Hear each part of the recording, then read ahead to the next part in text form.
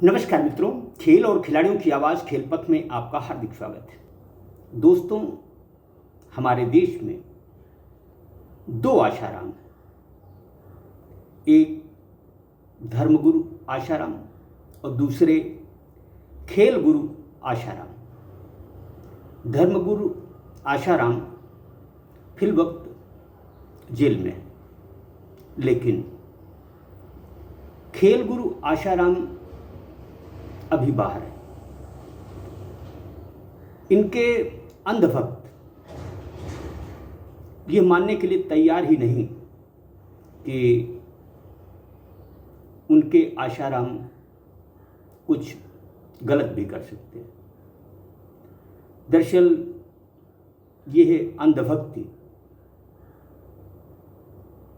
इसलिए भी है कि बहुत से लोगों को खेलों के आशाराम से न सिर्फ अपेक्षाएं हैं, बल्कि जो लोग कृपा दृष्टि से राज्य देश का प्रतिनिधित्व करने का मंशूबा पालते हैं, उनके लिए खेलों के आशाराम बहुत उपयोगी। खेलों के आशाराम ने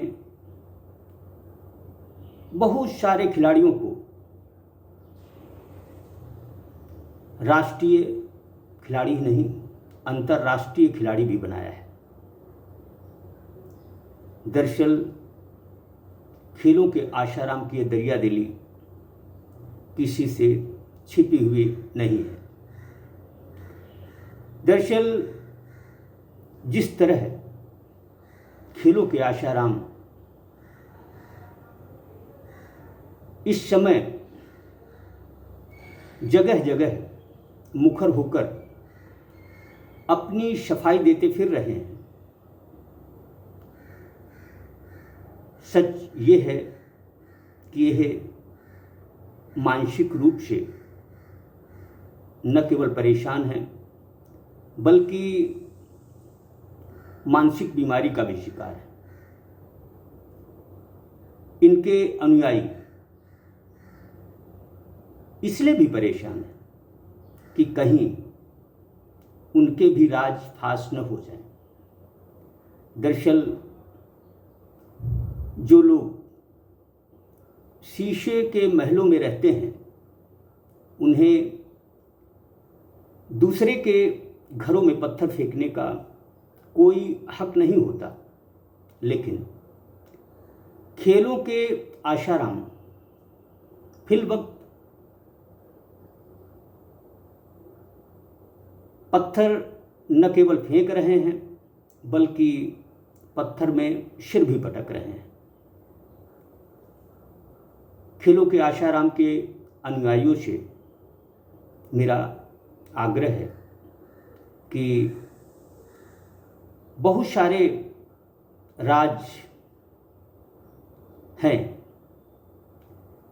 जिनका खुलासा होने के बाद अच्छे अच्छे चेहरों के ऊपर से नकाब हट सकते हैं। मैं समझता हूँ कि खेल हित में ज़रूरी ये है कि कम से कम कुतर्क न किया जाए।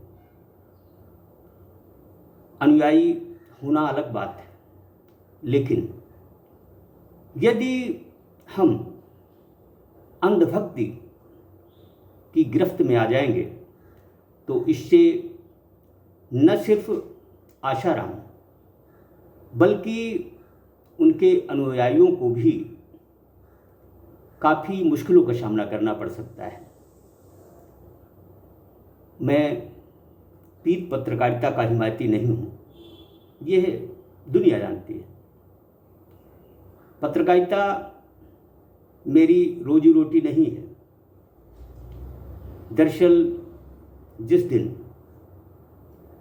मैं सच नहीं लिख पाऊँगा, सच नहीं बोल पाऊँगा, उस दिन मैं समझता हूँ कि खेल पत्रकारिता का मेरा अंतिम दिन होगा। कुतर्क न करें, अनुयायी बने, मुझे कोई दिक्कत नहीं है, लेकिन जिस तरह अंधभक्ति से खेलों के आशाराम का पक्ष लिया जा रहा है वह खेल हित में सही नहीं है। दुख और अफसोस की बात है कि आशाराम के बहाने कई लोग अपने मंसूबे पाले हुए हैं। मैं ऐसे लोगों से आग्रह करता हूं कि वह निडर निर्भीक होकर यदि सामने नहीं आ सकते तो उन्हें खेलों से हट जाना चाहिए।